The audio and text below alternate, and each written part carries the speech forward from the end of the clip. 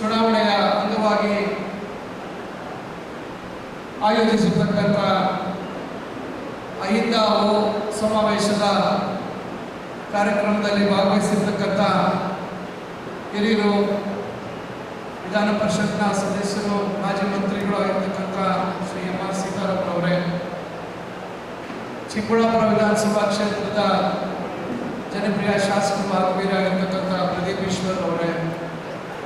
ವಿಧಾನ ಇವತ್ತು ಕಾಂಗ್ರೆಸ್ ಪಕ್ಷವನ್ನ